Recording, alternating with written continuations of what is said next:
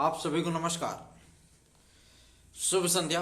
सार्थक government job point YouTube channel आप सभी लोगों का हार्दिक स्वागत करता है।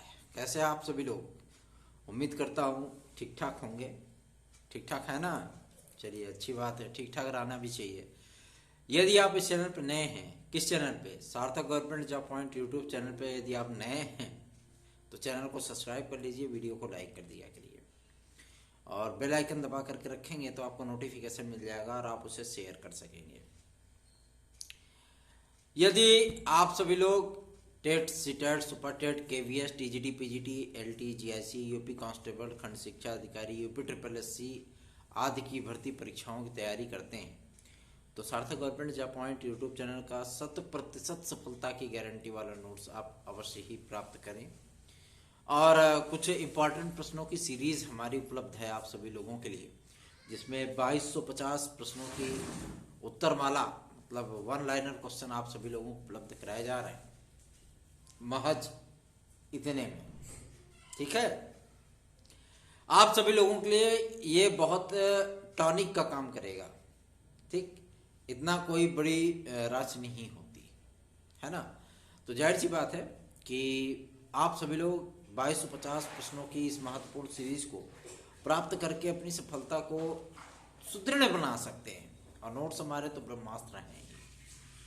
चलिए, खबरों की शुरुआत कर लेते हैं। आज एक केस लगा था 6800 की मामले को लेकर के। मैंने पहले भी कह दिया था कि 6800 का मामला किसी भी कीमत पे जो है, मतलब कोर्ट आप लोगों को नियुक्तियां नहीं दे सकता।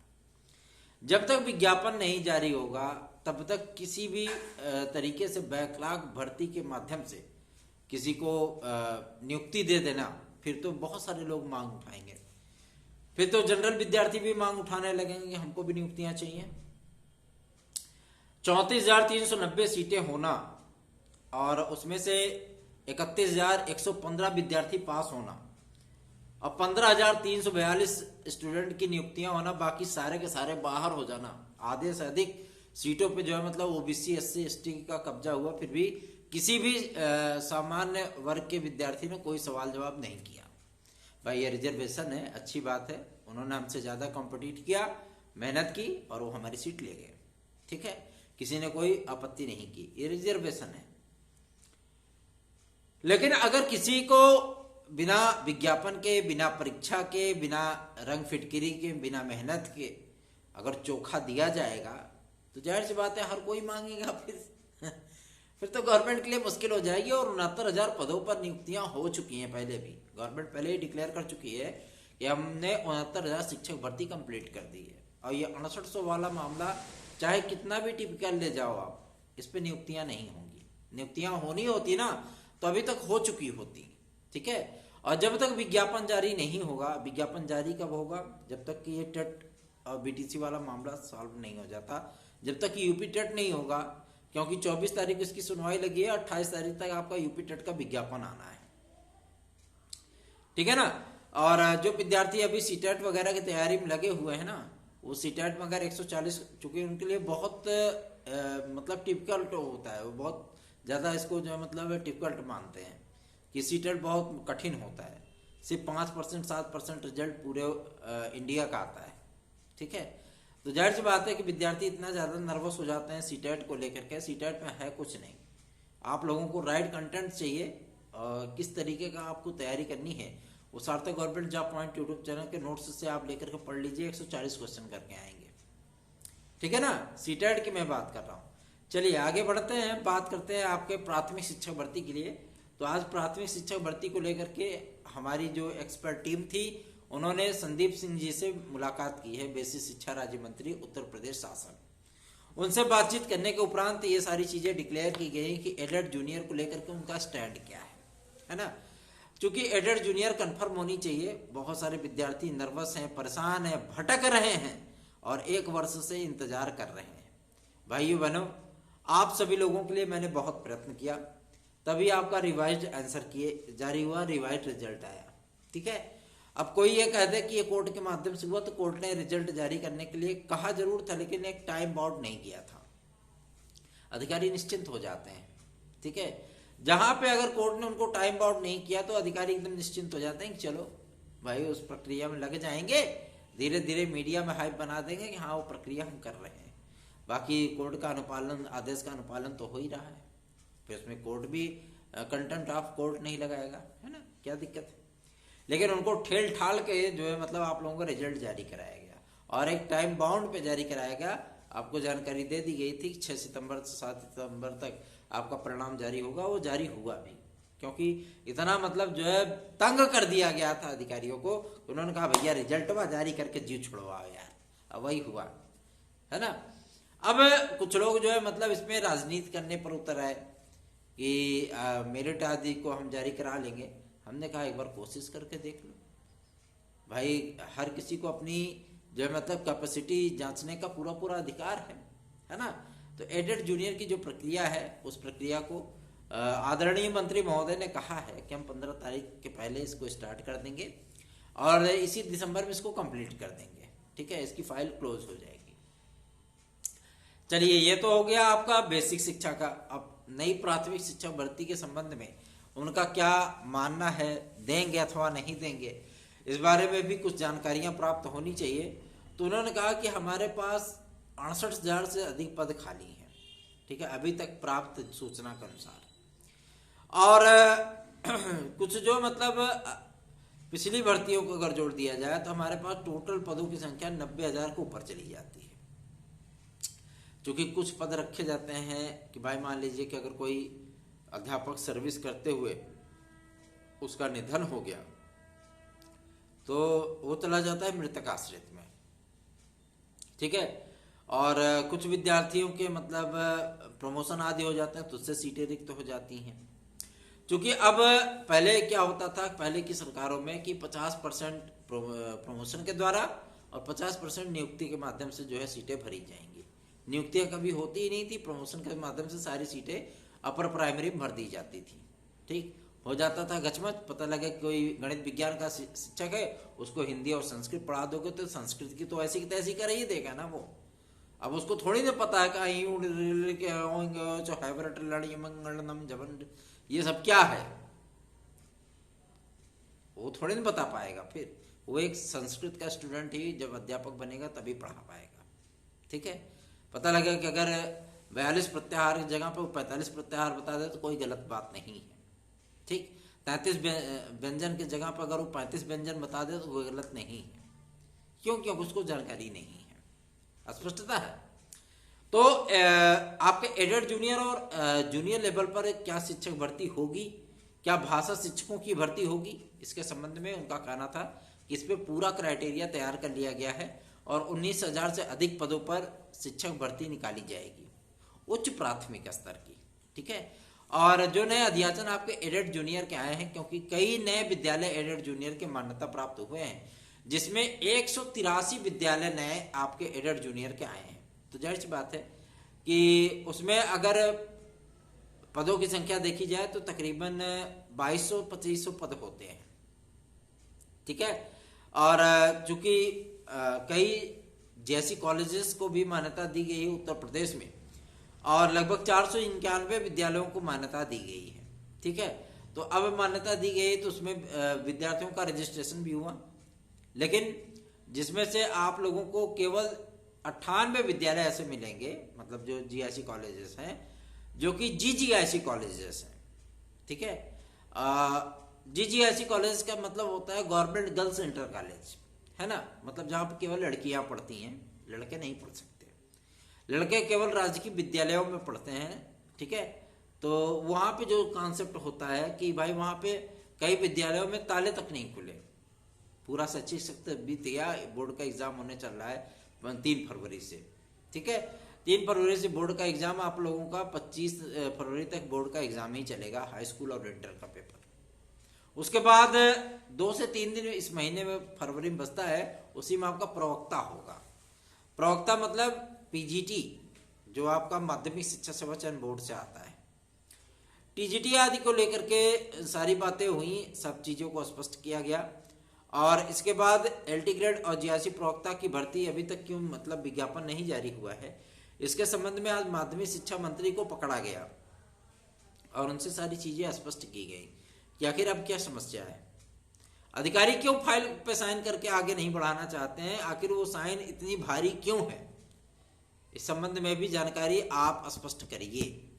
उन्होंने स्पष्ट किया कि भैया ऐसी बात है देवता कि मतलब जो है शासन ने हमें सहमति दे दी है, क्योंकि कुछ विवाद इसमें ये थे कि नॉन बीएड वालों को नियुक्ति देनी है नहीं देनी है। तो लोक सेवा आयोग ने कहा कि नॉन बीएड वालों को किसी को नियुक्ति नहीं देनी है, ठीक है। तो इसमें बीएफए, टेक्निकल फाइन और प्रावधिक ये सारे लोग लटक गए। फिर शासन से इसको डिक्लेयर कराया गया। शासन ने कहा कि अगर इनका चयन किया गया है और इस बेस पे कि इनको मतलब बीएड की इनके पास डिग्री नहीं है और नियमावली ये कहती है कि बीएड की डिग्री के बिना आप अध्यापक नहीं बन सकते, तो विज्ञापन में इस चीज का उल्लेख होना चाहिए था। विज्ञापन में आप सभी लोगों ने जैसा भी मन किया वैसा विज्ञापन जारी कर दिया, बाद में विद्यार्थियों का चयन हो गया, तो अब नियुक्ति के लिए जो है मतलब आप सभी लोग अपनी गलतियां सुधारने में लगे हुए हो, है ना। इसमें किसकी गलती है? इसमें आपकी गलती है। आप कोर्ट में भी ये चीजें नहीं डिक्लेयर कर पा रहे हो कि हाँ कला की अर्हता क्या होगी। आपके जो सरकारी महाधिवक्ता है, अपर महाधिवक्ता है, वो भी कोर्ट में नहीं बोल पा रहे हैं कि हाँ नियुक्ति का आधार क्या होगा, एलिजिबिलिटी क्या होगी, एलिजिबिलिटी क्राइटेरिया क्या होगा। अगर इस तरीके के व्यक्ति जो है जिम्मेदार पदों पर बैठेंगे तब तो जाहिर सी बात है विद्यार्थियों का बेड़ा गर्क होना ही होना है ना। और बार बार ट्रांसपेरेंसी की बात की जाती है, पारदर्शिता की। अक्सर नेताओं के मुंह से आप लोगों ने, अधिकारियों के मुंह से सुने होंगे, इतनी ट्रांसपेरेंसी थी, इतनी पारदर्शिता थी कि जो मतलब लोक सेवा आयोग की सचिव महोदया को जेल जाना पड़ गया था, है ना, इतनी पारदर्शिता हो गई थी। तो इन तमाम विवादों से एलटी ग्रेड 2018 आपकी बच नहीं सकी। क्यों? क्योंकि वो वनडे एग्जाम था। क्या था? वनडे एग्जाम था। और इस बार भी अगर वनडे एग्जाम कराया जाए, अगर इस तरीके की लोग मतलब आप सभी लोगों को सूचनाएं दे रहे हैं, क्योंकि वनडे एग्जाम था इसलिए जो मतलब भ्रष्टाचार हुआ था, तो आपका टीजीटी भी तो वनडे एग्जाम है और खुद योगी सरकार ने उसको किया है वनडे एग्जाम। क्यों? क्योंकि एक बार मोदी जी ने इसका घोषणा की थी चुनावी भाषण में कि ग्रुप सी और ग्रुप डी की जितनी भी वैकेंसियां होंगी तृतीय क्लास में, चतुर्थ क्लास में, वो सारी वैकेंसियां जो है वनडे फॉर्मेट पे की जाएंगी, ठीक है। चलिए, ये सुधार तो हुआ कि मतलब लोक सेवा आयोग पहले जो किसी भी प्रकार की भर्तियों को मेरिट के आधार पर या साक्षात्कार के आधार पर कर देता था, या बैकलॉग भर्ती आती थी। पहले एक बैकलॉग भर्ती आती थी ना, जिसमें रिजर्व कैटेगरी के विद्यार्थी जो है अप्लाई करते थे, है ना। अब वो बैकलॉग भर्ती सारी समाप्त कर दी गई, ठीक। अब जो भी विज्ञापन जारी होंगे उसमें सारे विद्यार्थी पार्टिसिपेट करेंगे, मतलब उसमें सामान्य वर्ग की भी सीटें होंगी, उसमें जो है मतलब रिजर्व कैटेगरी की भी सीटें होंगी, ठीक। ये शुद्ध कंपटीशन है, ये होना भी चाहिए। तो पहले जो मतलब बहुत सारी वैकेंसियां जो है बैकलॉग के तौर पे इंटरव्यू, साक्षात्कार या मेरिट लिस्ट आदि बना करके नियुक्तियां कर दी जाती थी। इसमें व्यापक स्तर पर भ्रष्टाचार होता था। इसलिए इन सभी पदों को जो है मतलब एग्जाम के माध्यम से भरने के लिए शासन ने निर्देश दे दिया, ठीक। आप लोगों को याद होगा कि 2018 की जो एलटी ग्रेड हुई थी वो भर्ती भी एकेडमिक मेरिट के आधार पर थी। एकेडमिक मेरिट वाले भगवान मालिके हैं एकदम से कि मतलब इतनी बड़ी बड़ी मेरिट जो है बना करके क्या सिर्फ टीचर बनने के लिए बैठे थे क्या, है ना। जब इतने ही महान व्यक्तित्व वाले विद्यार्थी मौजूद थे तो उनको और भी कहीं पे पीसीएस वगैरह टॉप कर जाना चाहिए था, लेकिन वो केवल अध्यापक बनने के लिए बच्चे पढ़े थे। और जब भी वैकेंसियां आती थी और जब मतलब 205 मेरिट तक उठा ले जाते थे, 105 125 तक गुणांक भले जोड़ा जाता था, 60%, 30%, 50%, हद है। तो ऐसी परिस्थितियों से दो चार ना होना पड़े, एकदम कंफर्म है कि एलटी ग्रेड वनडे एग्जाम के फॉर्मेट पे ही कराया जाएगा। हाँ, जीएससी लेक्चरर का जो आपका मेंस होता है वो डिस्क्रिप्टिव अब नहीं होगा, डिस्क्रिप्टिव में बहुत टाइम लग जाता है। अब आप लोगों की ओएमआर बेस जो है मतलब सारी चीजों को कराया जाएगा। मान लीजिए कि आज सचिव महोदय से इस बात को पूछा गया, माध्यमिक शिक्षा सचिव महोदय से, कि आप ये बताइए कि अगर इसको जो मतलब आप लोग 2 टियर फॉर्मेट पे कराना चाहते हैं एलटी ग्रेड को, तो जाहिर सी बात है कि उसका सिलेबस आदि कुछ आप लोगों ने निर्धारित किया क्या क्या बनाना है ना। तो ये सारी समस्याएं जो है मतलब कई एक्सपर्ट टीम के सामने आ रही हैं, क्योंकि एक विषय नहीं है, इसमें 15-16 विषय हैं। 15-16 विषयों का पूरा जो है मतलब लेखा जोखा तैयार करना, इसीलिए थोड़ा सा समय लग रहा है, ठीक। ये आप लोगों के सामने सूचनाएं आ रही होंगी।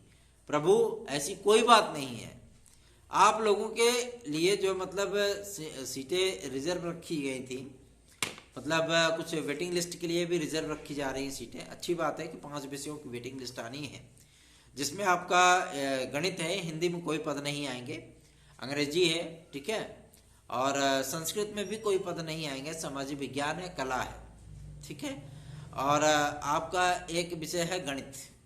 ये 5 विषयों की वेटिंग लिस्ट आपकी आनी है। कंप्यूटर साइंस कोई भी मतलब जो है वेटिंग लिस्ट नहीं आएगी, सारे के सारे विद्यार्थी फेल हो गए थे, ठीक है, और अन्य विषयों में भी कोई पद नहीं आएंगे, ठीक, सारे विषयों को जो है आगे फॉरवर्ड कर दिया गया है। तो एलटी ग्रेड 82 प्रवक्ता के साथ खंड शिक्षा अधिकारी, खंड शिक्षा अधिकारी में भी पर्याप्त पद हैं, सारे पदों का वेरिफिकेशन कंप्लीट हो चुका है। कुछ 2018 वाली पुरानी वैकेंसी में कुछ विवाद की स्थितियां थी, वेरिफिकेशन के दौरान जो मठाधीश लोग टॉप किए थे, वो टॉपर लोग जो है मतलब फर्जी सर्टिफिकेट लगा करके आ गए थे। ऐसी परिस्थितियां ना हो इस बार, इसलिए बाकायदा पूरी सारी डिग्रियां ऑनलाइन स्कैन करा ली जाएंगी और वेरिफिकेशन कंप्लीट होने के बाद ही उस विद्यार्थी का एडमिट कार्ड जारी होगा, ठीक है। ये तो अच्छा प्रोसेस है, कम से कम विद्यार्थी जो है मतलब लपड़ झपड़ नहीं कर पाएंगे, है ना। और एलटी ग्रेड और 82 प्रवक्ता के लिए आपको ज़्यादा वेट नहीं करना पड़ेगा, क्योंकि अधिकारियों ने पॉजिटिव चीज़ बताई है कि सारी प्रक्रिया को तेजी से आगे बढ़ाया जा रहा है। ईडब्ल्यूएस के आरक्षण आदि को लेकर के जो 5 वर्ष का एज रिलैक्सेशन था, इस एज रिलैक्सेशन को शासन ने मंजूरी दे दी है, अर्थात अब उत्तर प्रदेश लोक सेवा आयोग में आने वाली एलटी ग्रेड 82 प्रवक्ता खंड शिक्षा अधिकारी, यूपी की प्राथमिक शिक्षक भर्ती है, आपकी नई एडेड जूनियर हाई स्कूल शिक्षक भर्ती, साथ ही साथ आप सभी लोगों की जो है मतलब ये प्राथमिक शिक्षक भर्ती और जूनियर लेवल की शिक्षक भर्ती, इन सभी भर्तियों में आप लोगों को 5 वर्ष की आयु सीमा में छूट प्रदान किया जाएगा, ठीक है। अब आगे बढ़े, अब बात कर लेते हैं आप लोगों के नेगेटिव मार्किंग की। तो इस बार टीजीटी पीजीटी में तो नेगेटिव मार्किंग होने से रही, और शासन ने अभी तक डिक्लेयर ही नहीं किया कि हम चयन बोर्ड को कब तक बहाल करेंगे। और आज जो जानकारी प्राप्त करने का प्रयत्न किया गया, तो ये जानकारी पता चली है कि योगी आदित्यनाथ जी ने एकदम क्लियर कर लिया है कि हमें नया शिक्षा सेवा चयन आयोग, उत्तर प्रदेश शिक्षा सेवा चयन आयोग का गठन करना है। साथ ही साथ सभी भर्ती बोर्ड संस्थानों के नियमावली को मर्ज करके एक नई नियमावली बनाई गई है, जिसमें उच्च शिक्षा विभाग, चूंकि उन्होंने पोर्टल आदि खोल करके नए अध्याचन लिए हैं और पदों की संख्या को बढ़ाया है, असिस्टेंट प्रोफेसर वगैरह। साथ ही साथ आप सभी लोगों के चयन बोर्ड भी अब जो है मतलब बीते हुए कल की बातें होने चल रहा है, अब ये नए आयोग में परिवर्तित होगा और वही आयोग आप सभी लोगों की परीक्षा आदि कराएगा, ठीक है। चलिए आगे बढ़ते हैं, अब बात करते हैं आप सभी लोगों के लिए जो कि महत्वपूर्ण है कि यूपी कांस्टेबल का विज्ञापन क्या आएगा अथवा नहीं आएगा। तो हाँ, 30,000 पदों पर आप लोगों का यूपी कांस्टेबल का नया विज्ञापन जारी होगा। कब जारी होगा? यह विज्ञापन आप सभी लोगों को जो है साल के अंत तक देखने के लिए मिल सकता है, आप लोगों को नए साल के तोहफे के तौर पर, ठीक है। क्योंकि वहाँ के चेयरपर्सन विश्वकर्मा सर से जब बातचीत की गई थी तो उन्होंने स्पष्ट किया था कि जैसे हमारे शेष 3 OSD आ जाते हैं, हम तत्काल इस भर्ती पर चयन प्रक्रिया आगे बढ़ाएंगे, ठीक है। कुछ नकारात्मक चीजें आप लोगों के सामने अगर आती हैं तो उन नकारात्मक चीजों से स्वयं को बचा करके रखिए, बेहतरीन माइंडसेट रखिए, बेहतरीन तरीके से तैयारियां करिए। नौकरी नौकरी होती है, ठीक है, और उसे पाने के लिए आप सभी लोगों को बेहतर प्रयत्न करना होगा, तभी आपको नौकरी मिलेगी। बेस्ट ऑफ बेस्ट होना चाहिए, है ना।